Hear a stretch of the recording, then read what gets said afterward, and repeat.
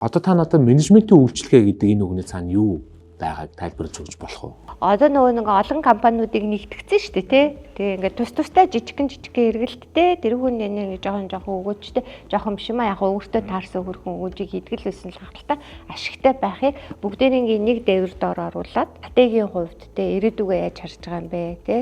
За бизнес төлөвлөгөөний одоо боловсруулах аргачлалын хувьд хүний нөөцийн одоо сонгон шалгаруулах бүрдэл амар олон захиргааны шинжтэй ажлууд хийгддэг те. За санхүүгийн нөөцтэй холбоотой одоо юу гэдгийг хөрөнгөө эрхэн зарцуулахын яаж бүртгэхийн те. За хаашаа цаашаа одоо зээл авахтай яах юм, хөрөнгөний дутагдалд орвол хаанаас зээл авах юм, тэр зээлээ бид нар ямар хуу яаж богино хугацаанд одоо их өсвөртэй болох уу ч гэдэг юм уу те. Нэг ийм асуудлууд дээр толгой компани нь өөрөө хуваарлтыг хийж өгч байгаа хгүй бодлогын бас л дүрмээрээ бас л бодлогоороо бодлогын бичиг баримтуудаа гаргацсан.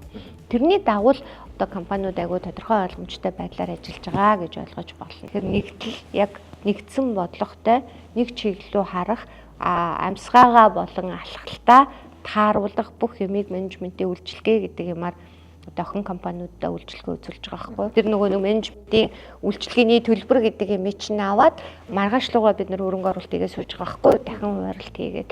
Тэгэхээр зэрэг тэр орлогоор ганцхан Эрдэнэс Монголын толгой компани мөнгөтэй суугаад байгаа биш. Тэр мөнгөөрөө бид нар судалгаа шинжилгээний ажлуудаа хийж байна. За бусдын гар хүрч чадахгүй байгаа кластраар хөгжих хэмтэргээд яригадаад байгаа энэ бодлогыг чинь хэрэгжүүлэх гээд ÜТБ-гийн бодлого гараад ирсэн тийм Монгол харцангуй шинэ юм ойлголт энийг стратегийн хувьд хэрэгжүүлэх зайлшгүй шаардлага байна тийм. ЖС-ийн группийн хувьд бид нар яах юм? Ховор нөгөө critical mineral-ийн хувьд бид нар ямар бодлоготой байх юм энэ гэдэг юм чинь ерөнхийдөө ингээд бодлогоороо бариад тэрийгэ дэмжих санхүүжилтийн их усүрийг хангах юм байдлаар дахин хуваарлт хийдэг юм явж байгаа байхгүй юу?